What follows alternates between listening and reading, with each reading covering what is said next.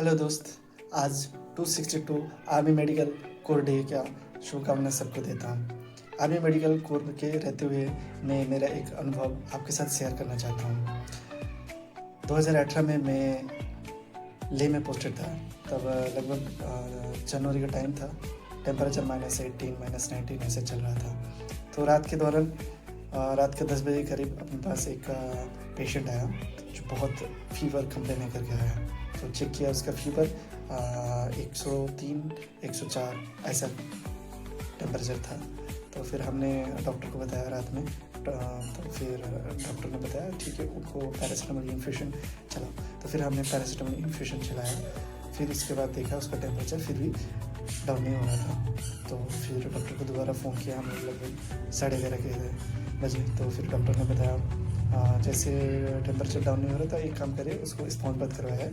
Period मतलब एक तो 15-15 मिनट के अलग अलग सेशन में करने के लिए बताया, गैप देके। तो फिर हमने स्टार्ट किया।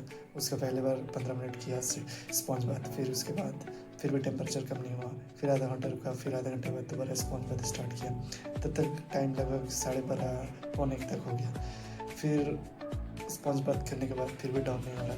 फिर लगभग 1:30 बजे के करीब फिर दोबारा जैसे स्पॉन्ज बाथ स्टार्ट किया मैंने तीसरी बार। तो फिर उसका टेम्परेचर थोड़ा डाउन होना स्टार्ट किया। मेरा आँखें भी लग रहा था। तो फिर थोड़ी देर बाद देखा पेशेंट अपने आप सो गया। तो फिर डॉक्टर को हम रिपोर्ट दिया जी सर ऐसे पेशेंट स्टेबल है, पेशेंट का कोई दिक्कत नहीं है, कंप्लेन नहीं है, वो सो गया। तो डॉक्टर ने बोला ठीक है मॉर्निंग में देखते हैं। तो बगल वाला बेड में मैं सो गया उसके साथ। उसके बाद में जैसे मॉर्निंग में नींद खुला 6 बजे करीब, तो देख रहा उसका दोबारा टेम्परेचर बहुत रेज हो चुका है। वो फिर कभी उसका स्टार्ट हो गया। तो फिर उसके बाद उसका हमने डॉक्टर को दोबारा फ़ोन किया। डॉक्टर फिर 6:30 को दोबारा आया। फिर आने के बाद चेक किया। फिर डॉक्टर ने डिसाइड किया पेशेंट को हम आगे फॉरवर्ड कर देंगे। तो फिर हम पेशेंट को 8:30 तक आगे फॉरवर्ड कर दिया, उसको लेके चला गया चंडीगढ़ के लिए। फिर पेशेंट चंडीगढ़ जैसे चला गया, उधर एडमिट रहा 15 दिन तक।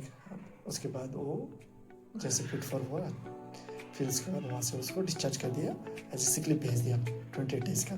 तो सिक लीव भेज के वो दोबारा सिक लीव कट के जब आया हॉस्पिटल में रिपोर्ट किया। फिर वहाँ से चंडीगढ़ से ले से फिर अपना हॉस्पिटल में आया। तो मैं ड्यूटी दे रहा था हॉस्पिटल में। तो फिर मेरे को बोला सर मेरे को आप जानते हो? मैंने बोला नहीं, फेस तो जानी पहचाने से लग रहा है, बट आपको मैं पहचान नहीं पा रहा हूँ, आपका नाम क्या है? तो वो बताया सर मैं वो पेशेंट हूँ, आपके पास आया था रात में, आप जिसने मेरे को स्पॉन्ज बाथ किया था बहुत देर तक, फिर मेरा टेम्परेचर कम नहीं हो रहा था। तो तब मेरे को याद आया हाँ मैंने तो किया था। तो फिर उसको बोला अच्छा फिर अभी कैसे हो? बोला हाँ सर मैं अभी ठीक हूँ। तो मैं बोला बढ़िया है। तो फिर वो बोला सर मैं एक बात बोलूँ? बोला बोलो। बोला सर आप लोग ना बहुत अच्छे हो। बोला कैसे? बोला आप लोग आर्मी में होना चाहिए, एएमसी वाले को होना चाहिए आर्मी में, क्योंकि मेरा इतना टेम्परेचर था, मैं जैसे बीमार था तो मेरे को आर्मी छोड़ा नहीं, आर्मी मेडिकल कोर छोड़ा नहीं।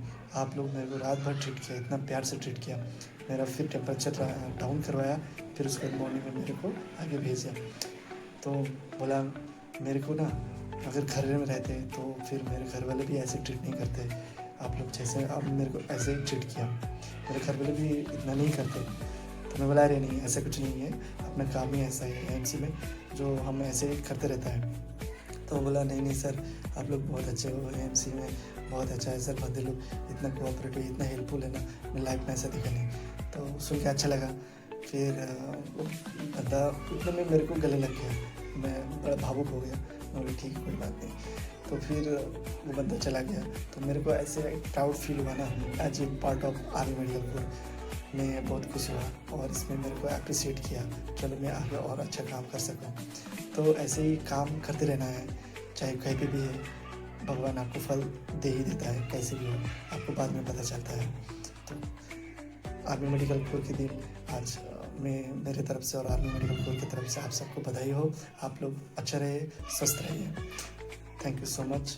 जय हिंद।